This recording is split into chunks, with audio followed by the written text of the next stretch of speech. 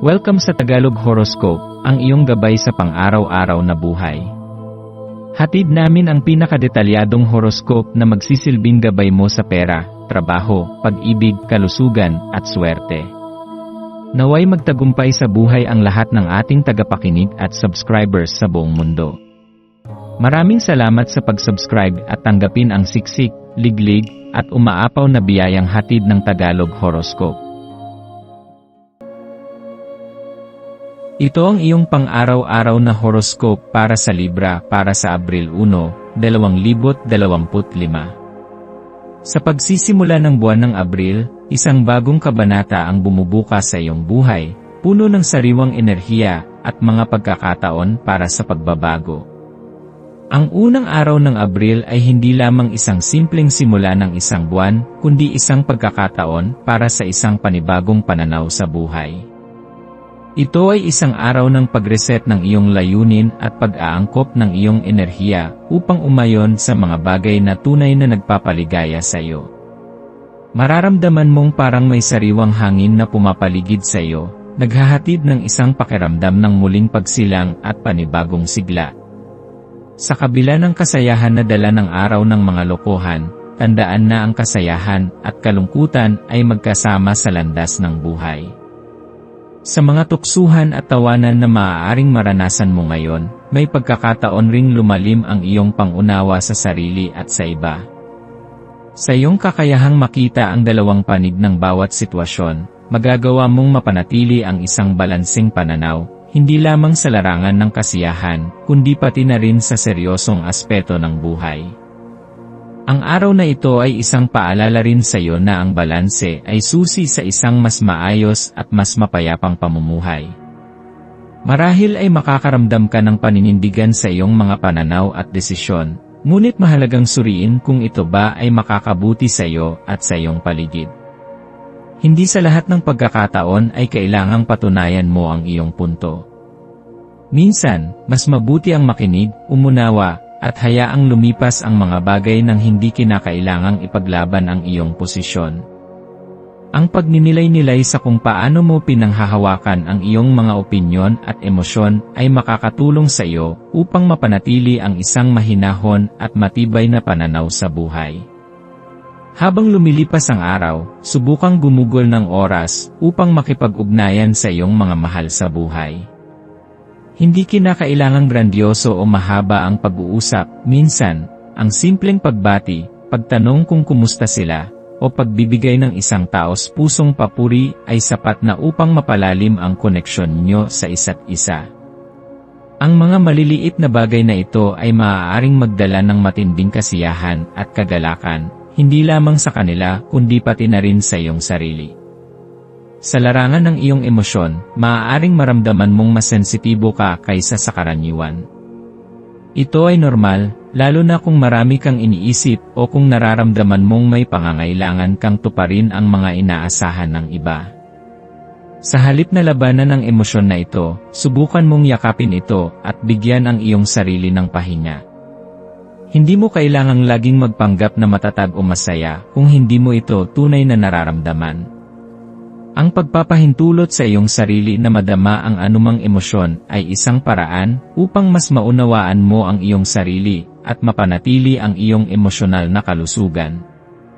Ang aspeto ng iyong pisikal na kalusugan ay mahalaga rin ngayon.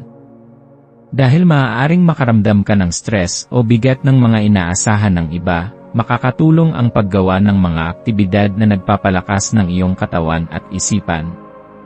Ang simpleng paglalakad sa labas, paglanghap ng sariwang hangin, o paggawa ng isang bagay na ikinaliligaya mo ay maaaring makatulong upang mapanatili ang iyong enerhiya at sigla. Tandaan na ang iyong katawan ay ang iyong pangunahing instrumento sa pagpapahayag ng iyong sarili sa mundo, kaya't mahalaga ang tamang pangangalaga rito.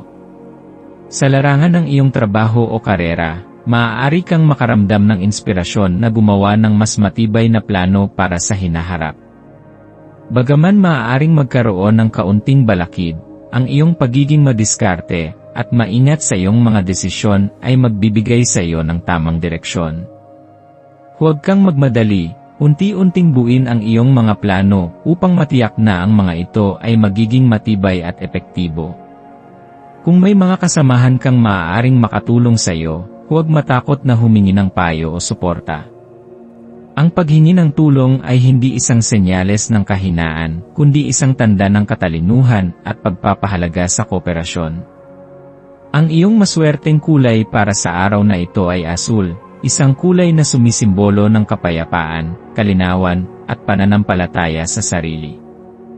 Ang pagsusuot ng kulay asul o pagkakaroon ng bagay na may ganitong kulay ay maaaring magdala ng positibong enerhiya at balanse sa iyong araw. Samantala, ang iyong maswerteng numero ay 3, 7, at 11. Ang mga numerong ito ay maaaring magsilbing gabay sa paggawa mo ng mahahalagang desisyon, lalo na sa mga usaping may kinalaman sa pera, relasyon, at personal na pag-unlad. Para sa maswerteng gawain, subukang gumawa ng isang bagay na magbibigay sa iyo ng kasiyahan at kapanatagan. Maaari itong simpleng pagbabasa ng libro, pagsusulat ng iyong saloobin sa isang journal, o pakikinig sa musika na nagpapatahimik ng iyong isipan. Ang paglalaan ng oras sa sarili ay hindi lamang isang paraan upang makapagpahinga, kundi isang paraan din upang mas maunawaan mo ang iyong sarili at ang iyong pangangailangan. Sa pagtatapos ng araw, maglaan ng sandali upang magmuni-muni. Ano ang iyong mga natutunan? Ano ang mga bagay na nagbigay sa iyo ng kasiyahan? Ano ang mga dapat mong pagtuunan ng pansin sa mga susunod na araw? Ang simpleng pagsasanay na ito ay makakatulong sa iyong paglago at mas makabuluhang pamumuhay. Sa kabuuan, ang Abril 1, 2025 ay isang araw na puno ng kasiyahan, pagninilay, at pagpapalalim ng koneksyon sa iyong sarili at sa iba. Tanggapin ang mga hamon at oportunidad ng araw na ito nang may bukas na puso at isipan. Yakapin ang iyong mga emosyon, alagaan ang iyong sarili, at magpatuloy sa iyong landas ng may kumpiyansa at pananampalataya. Ang iyong kakayahang panatilihin ang balanse at pagkakaisa ay magiging gabay mo sa anuman ang dumating sa iyong buhay.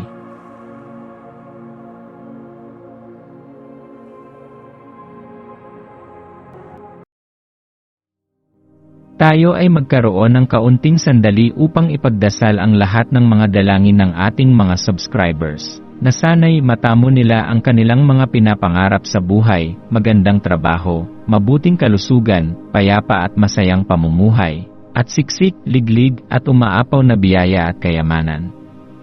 Ipinagdarasal namin ng mataimtim ang lahat ng mga komento sa nakaraang video, at hinihiling namin, Panginoon, na pagpalain mo ang ating mga subscribers ng masayang buhay sa mundong ibabaw. Maraming salamat po. Maaari kayong mag-subscribe sa aming channel na Daily Prayer, kung saan nag-a-upload kami ng pang-araw-araw na Catholic Gospel Readings, Reflections, at Daily Rosary Reading para sa lahat ng misteryo ng araw. Tulungan ninyo kaming buuin ang community na ito at mag-subscribe na. Ang link ay nasa description box. Maraming salamat sa panonood ng iyong horoscope ngayon araw. Naway gabayan ka ng mga bituin sa iyong landas. Huwag kalimutang mag-like, share, at subscribe para sa iba pang cosmic na kaalaman. Hanggang sa muli, manatiling konektado sa universo.